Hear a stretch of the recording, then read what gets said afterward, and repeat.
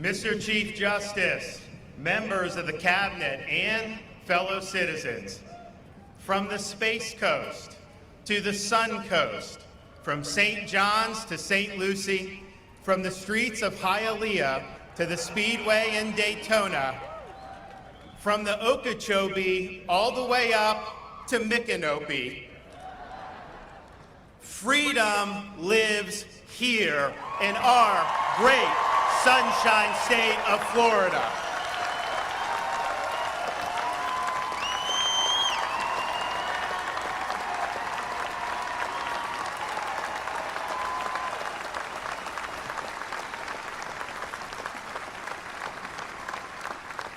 It lives in the courage of those who patrol the streets and who keep our communities safe. It lives in the industry of those who work long hours to earn a living and raise their families. It lives in the dedication of those who teach our children. It lives in the determination of those who grow our food. It lives in the wisdom of our senior citizens. It lives in the dreams of the historic number of families who have moved from states across this country because they saw Florida as the land of liberty and the land of sanity.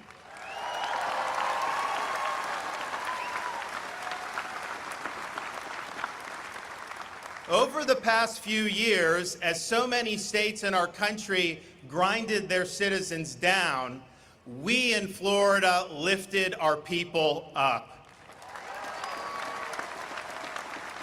When other states consigned their people's freedom to the dustbin, Florida stood strongly as freedom's linchpin. When the world lost its mind, when common sense suddenly became an uncommon virtue, Florida was a refuge of sanity, a citadel of freedom for our fellow Americans and even for people around the world. In captaining the ship of state, we choose to navigate the boisterous sea of liberty rather than cower in the calm docks of despotism.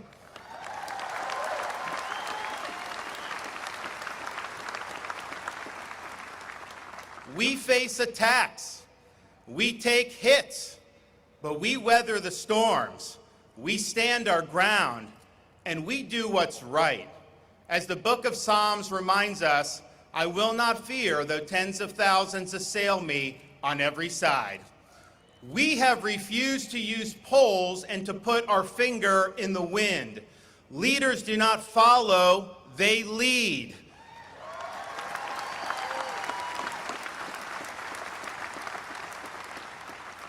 We have articulated a vision for a free and prosperous state.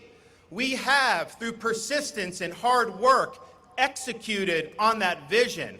We have produced favorable results. And now we are here today because the people of Florida have validated our efforts in record fashion.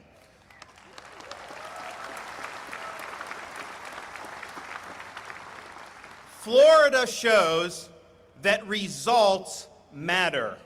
We lead not by mere words, but by deeds. 4 years ago, we promised to pursue a bold agenda. We did just that, and we have produced results. We said we would ensure that Florida taxed lightly, regulated reasonably, and spent conservatively, and we delivered. We promised we would enact big education reforms, and we delivered.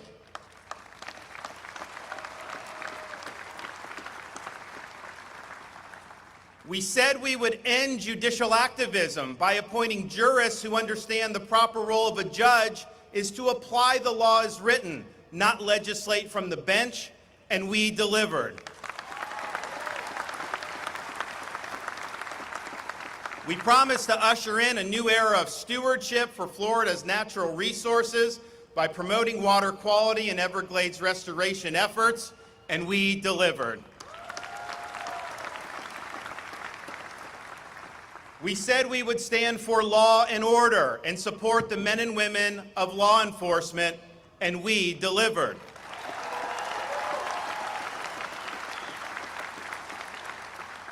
We promised to remedy deficiencies in Florida's election administration and to hold wayward officials accountable, and we delivered.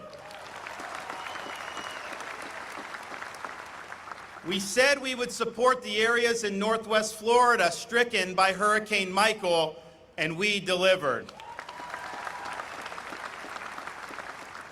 And when Hurricane Ian came last year, the state coordinated a massive mobilization of response personnel, facilitated the fastest power restoration on record, and even quickly rebuilt key bridges that had been wiped out by the storm.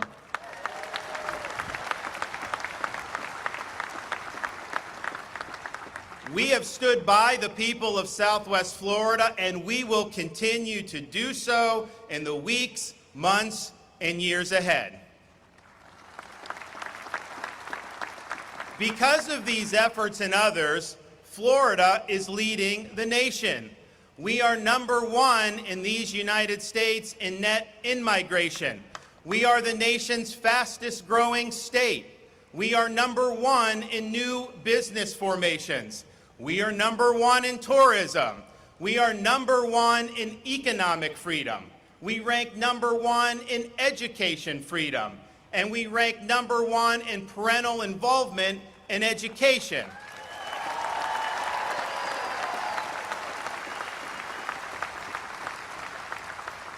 Florida also ranks #1 in public higher education. This is a record we can all be proud of.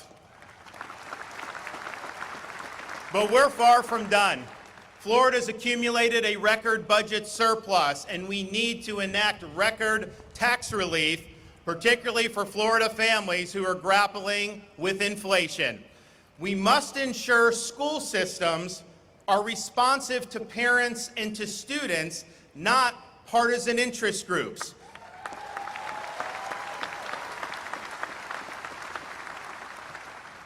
And we must ensure that our institutions of higher learning are focused on academic excellence and the pursuit of truth, not the imposition of trendy ideologies.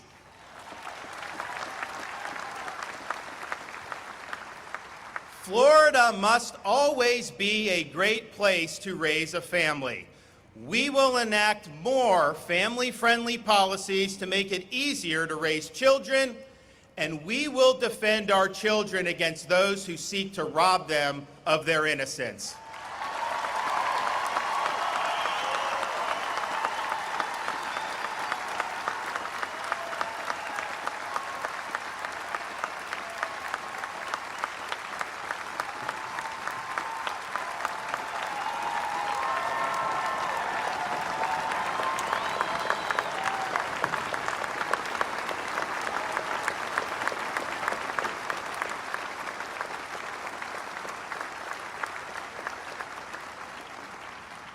We will always remain a law and order state. We will always support law enforcement, and we will always reject soft on crime policies that put our communities at risk. Florida is now in a golden era for conservation of our treasured natural resources. Our momentum is strong, and we will finish what we started. We will leave Florida to God better than we found it.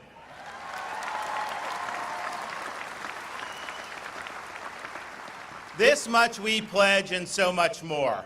Now, it's often said that our federalist constitutional system, with 50 states able to pursue their own unique policies, represents a laboratory of democracy. Well, these last few years have witnessed a great test of governing philosophies, as many jurisdictions pursued a much different path than we have pursued here in the state of Florida. The policies pursued by these states have sparked a mass exodus of productive Americans from these jurisdictions, with Florida serving as the most desired destination, a promised land of sanity. Many of these cities and states have embraced faddish ideology at the expense of enduring principles. They've harmed public safety by coddling criminals and attacking law enforcement. They've imposed unreasonable burdens on taxpayers to finance unfathomable levels of public spending. They have harmed education by subordinating the interests of students and parents to partisan interest groups. They have imposed medical authoritarianism in the guise of pandemic mandates and restrictions that lack a scientific basis.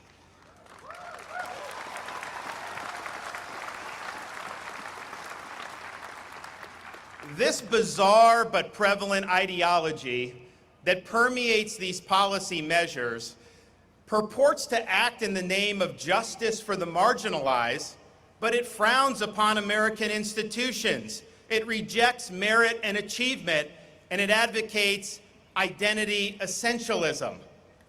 We reject this woke ideology. We seek normalcy, not philosophical lunacy. We will not allow reality, facts, and truth to become optional. We will never surrender to the woke mob. Florida is where woke goes to die.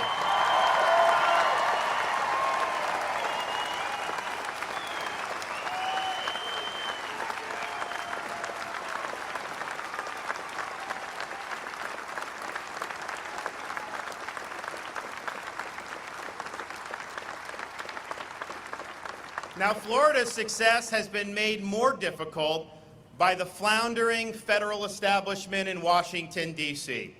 Federal government has gone on an inflationary spending binge that has left our nation weaker and our citizens poorer. It has enacted pandemic restrictions and mandates based more on ideology and politics than on sound science, and this has eroded freedom and stunted commerce. It has recklessly facilitated open borders, making a mockery of the rule of law, allowing massive amounts of narcotics to infect our states, importing criminal aliens, and greenlighting the flow of millions of illegal aliens into our country, burdening communities and taxpayers throughout the land. It has imposed an energy policy that has crippled our nation's domestic production, causing energy to cost more for our citizens and eroding our nation's energy security and, in the process, our national security.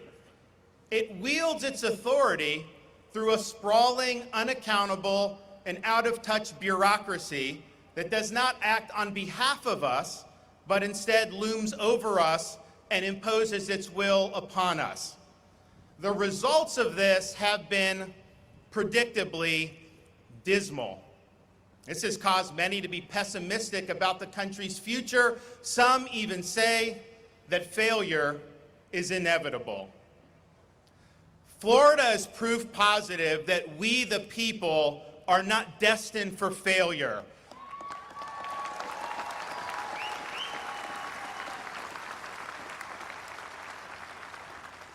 Decline is a choice.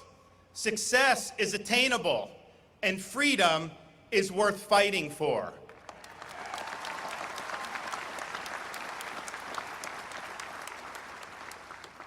Now, fighting for freedom is not always easy because the threats to freedom are more complex and more widespread than they have been in the past.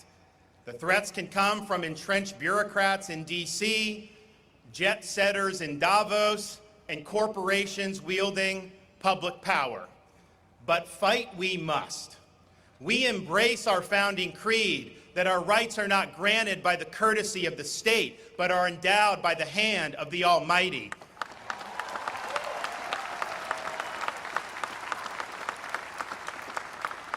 We reject the idea that self-government can be subcontracted out to technocratic elites who reduce human beings to mere data points. We insist on the restoration of time-tested constitutional principles so that government of, by, and for the people shall not perish from this earth.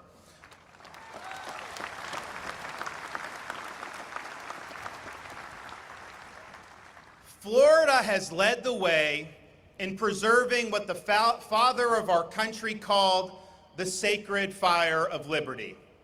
It is the fire that burned in Independence Hall when 56 men pledged their lives, their fortunes, and their sacred honor to establish a new nation conceived in liberty. It's the fire that burned at a cemetery in Gettysburg when the nation's first Republican president pledged to this nation a new birth of freedom. It's the fire that burned among the boys who stormed the beaches of Normandy to liberate a continent and to preserve freedom for the world. It's the fire that infused the young preacher's dream, relayed at the steps of the Lincoln Memorial, that the Declaration of Independence said what it meant and meant what it said. All men are created equal.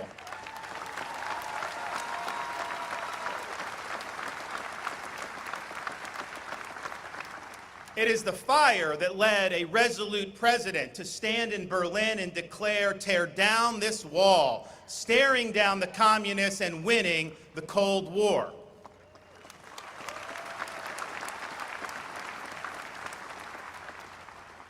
It is our responsibility here in Florida to carry this torch. We do not run from this responsibility. We welcome it. We will be on our guard. We will stand firm in the faith. We will be courageous. We will be strong. And we thank God and are proud to be citizens of the great free state of Florida. Thank you. God bless you. God bless this state and everybody throughout the land.